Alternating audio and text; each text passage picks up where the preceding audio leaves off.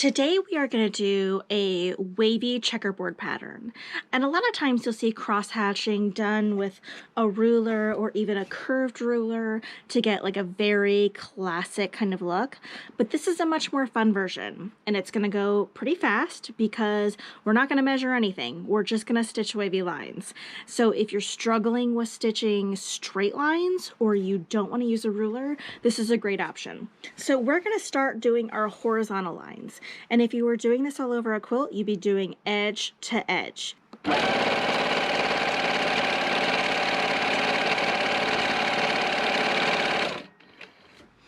So now that I've reached the other side of what for me is a block in the sampler quilt, for you might be the edge of your quilt, I'm going to travel down and do kind of a parallel-ish wavy line. So I'm going to use my ruler since this is at an angle. Now, these wavy lines can be spaced as far or as close as you like. I'm shooting for a couple of inches so that I have about 2-inch squares when we work back the other way. But if you want more dense quilting, you could do these 1/2 inch apart. But I like to have mine just a little bit further apart so that I can make a really nice wavy line.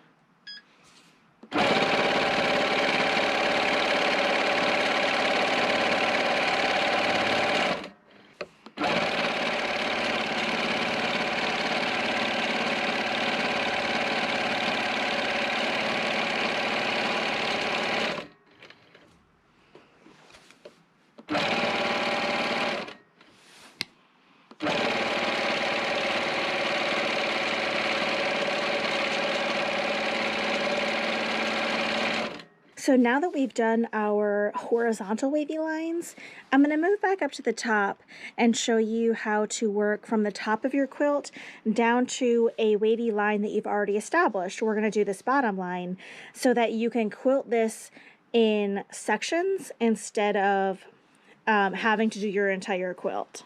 So if you're working on a long arm, you don't want to have to roll your entire quilt back and forth just to do one line top to bottom.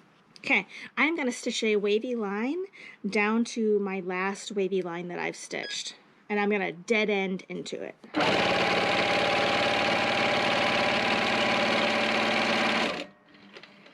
So now that I'm here, I'm going to travel along this wavy line about as far as I have between these two wavy lines. Now, these are wavy lines. There's no measuring here. Just eyeball what looks to you like a good distance. So I'm going to stop right here and stitch back up to what would be the top of my quilt or a previously stitched wavy line. Like if I'm on the second set of wavy lines, I would be stitching up to hit this line.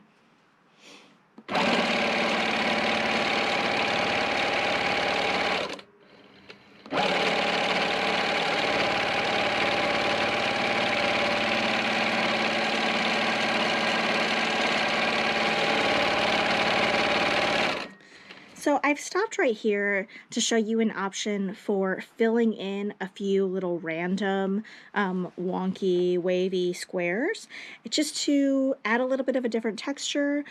This will just make all of the shapes really pop when you have a couple that are really smashed down. So I'm going to fill this one with, I'm going to fill this one with some back and forth lines.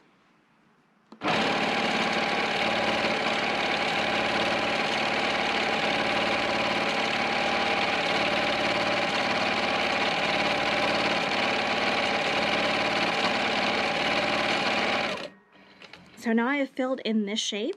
Now to get back over here to finish this wavy line, I'm just going to follow along the edge of this shape. And since it's filled in with such a dense filler, you don't have to be real careful about it because any little wobbles will just blend right in.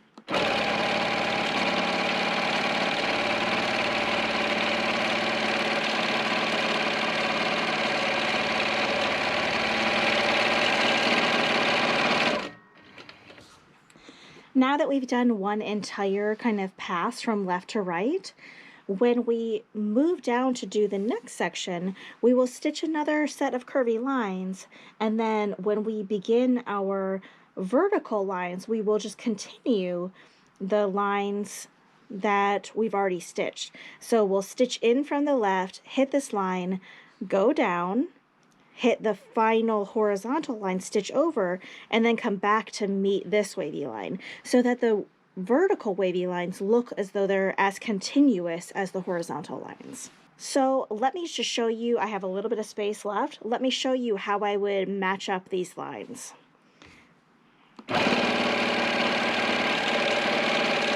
Now I'm going to work right to left just because my machine is already over here, but you can certainly move from left to right if you're more comfortable doing that. So I would stitch over, pretend this stitch line is a wavy line. I don't really have enough room to stitch another wavy line in this area, so I'm just going to be working against this flat surface. So I would stitch up and meet this wavy line where my vertical wavy line meet, and now I'm going to travel along the horizontal line and then continue this vertical line down.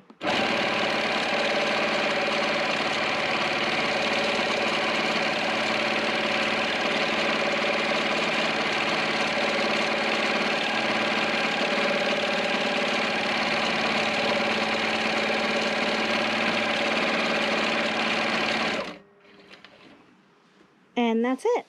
Now, if you did an entire pass and wanted to do a checkerboard pattern on this quilt by densely quilting or adding quilting to every other square, then that would be really fun. And in that case, it might be easier to do all of your squares and then go back and do your vertical lines and then travel up into this one and do your lines and then this one and do your lines, instead of stopping and filling in with dense quilting like we did when we were doing isolated little fillers. Here is our wavy crosshatch with our little isolated, densely filled in section. Now you could repeat that at various points around the quilt to really highlight it, or you could just have a couple sprinkled in. Either way, it would look like a lot of fun. This would be a really great kind of background texture if you have a lot of negative space, because it really does kind of add a lot of movement to the quilt, and it's very fast to quilt. So I hope you enjoy it, and happy quilting!